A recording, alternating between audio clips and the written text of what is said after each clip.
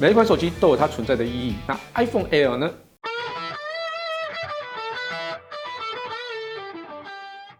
大家好，我是 Kissplay。拖了有点久才决定要拍 iPhone Air 的影片，最后为什么决定要拍呢？其实原本我看完发表会之后，对于 iPhone Air 真的是一点感觉都没有。毕竟我手上的旗舰机，无论是在拍照效能、续航都非常强大。对于单镜头、电池又小、散热效能看起来应该也不会太好的 iPhone Air，除了轻薄以外，似乎没有太吸引我的地方。不过我就决定带着 iPhone Air 在我身上几天，就是用了几天之后，它好像跟我想象的不太一样，所以决定要分享这几天我跟 iPhone Air 相处的感受跟实测给大家。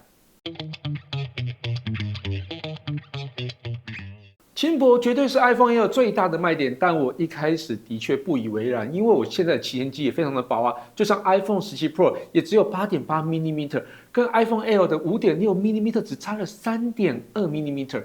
不过这个差别却让我感受到完全不同的手感，尤其是放在口袋中有完全不同的感受。像我蛮喜欢穿西装外套的。那西装外套的内袋呢，是我常放手机的地方。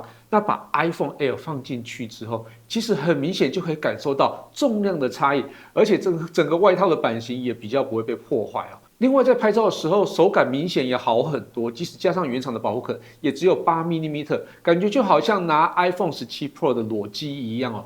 不过镜头模组相较于机身真的是有一点突兀啊，不是有一点，是非常突兀。虽然机身只有 5.6mm， 但镜头区块厚度是 8.6mm， 加上镜头啊就有 11.2mm， 也就是说凸出去的厚度呢跟机身几乎是1:1，尤其是你从侧面看过去，这个比例还蛮特别的。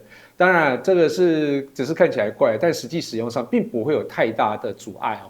话说啊，这么轻薄，大家应该会担心会不会折断。我其实有稍微试着用力折啦，可能应该是用上钛合金，整体的强度我觉得还不错，没有想象中容易去把它凹弯折断啊。不过还是不建议放在裤子的后口袋，因为坐下去的力量比起手弯折的力量要大很多。任何一款手机应该都有机会被做坏掉啊，不只是 iPhone Air。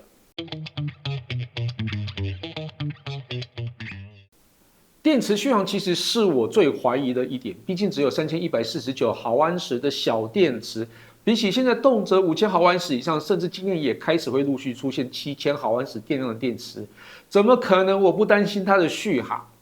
所以我直接实测哦，实测高效能运行，也就是让它跑 Geekbench 6，连续跑完2次哦，大约会落在8.5分钟左右，电量大概掉了3%。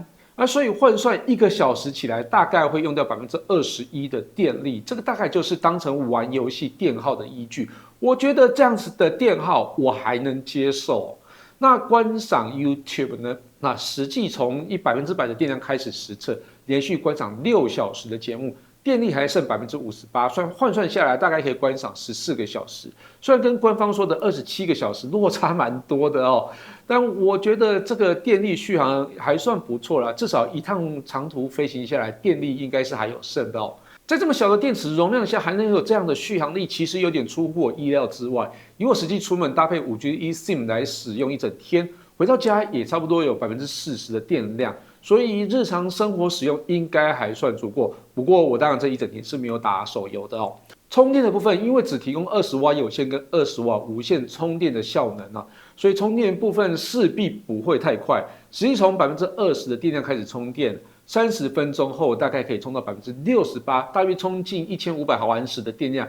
所以早上出门前才发现没有电的时候，我想你应该就要得准备行动电源，在路上补充电力了。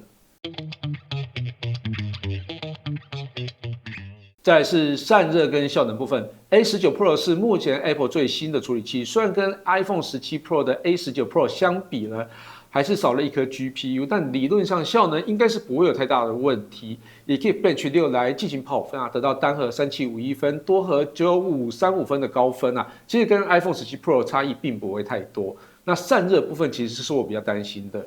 毕竟不像 iPhone 17 Pro 一样有着 VC 还有一体成型铝合金来散热，到底会不会有过热的问题呢？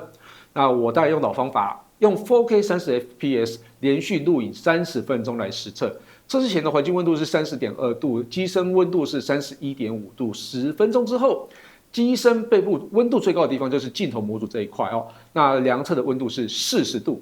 那20分钟之后是41.7度，30分钟后是42.2度。整体的散热表现虽然没有 iPhone 17 Pro 好，但依然算是非常优异的，并不会有到低温烫伤疑虑的那个44度哦。所以如果要进行长时间的视讯会议，甚至影像记录，稳定性表现应该也不会太差。最后我们来聊聊拍照跟录影。其实大家不要对单镜头抱着太大的期待啊。不过认真说，在这颗搭载1.56分之1寸4800万像素感光元件的 f1.6 镜头啊，只要在能力范围内，还算是可以拍出不错的照片。只是没有超广角跟望远镜头，对于喜欢拍照的朋友，应该还是会有一些绑手绑脚。接下来就来测试这颗主镜头的能力范围。日拍部分，1倍的色彩表现还不错，虽然没有到亮眼的那种感觉，但在画质细节上是非常优异的。2倍的部分虽然在锐利度上有点下降，但依然是有光学焦距的水准。那4倍的部分，细节上就有明显的数位放大感，当然在6倍、10倍就是无法用来拍摄作品使用啦。那夜拍的部分，1倍的锐利度跟色彩也有着不错的表现哦，暗部拉亮也有一定的水准，是蛮好用的焦距啊。2倍的时候，在有明亮光线照射下，还是有一定的水准，但低光照的环境下，无论是锐利度或是噪点，就会让画面变得稍微有一点模糊感哦。那4倍以上就不建议使用了，毕竟感光元件还是偏小了一些，夜拍能力顶多就到2倍。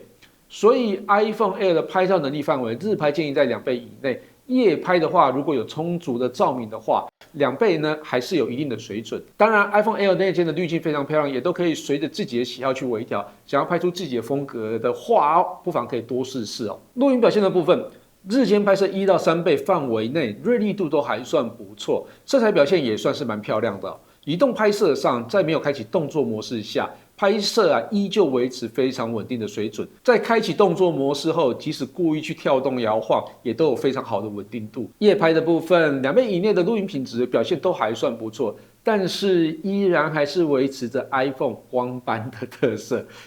这个不晓得哪时候才会解决啊。移动拍摄上在没有开启动作模式下的稳定度其实是相当的好，但在开启动作模式之后，整体画面会变暗许多。其实开启动作模式时它就会有提醒，光线过暗或者是光线不充足底下不建议使用，所以夜间拍摄我也不建议去开启动作模式哦。最后补充一下系统部分，这次 iPhone Air 出厂就是搭载 iOS 26，界面的液态玻璃设计我真的觉得很好看，层次感也变得更细致也没有说像是 beta 版出来的时候会卡卡的感觉完全没有。那不过 Apple Intelligence 的部分，希望 Apple 还是得多加油。虽然现在有逐步开放台湾正体中文的几个功能但脚步我觉得还是不够快。整体来说 ，iPhone Air 其实有点打破我的偏见，尤其是在续航、散热、效能都是水准之上的表现。对于拍照需求没有那么高，而且想要有轻巧跟好手感的朋友iPhone Air 真的会让你有一种怎么那么轻松的感觉。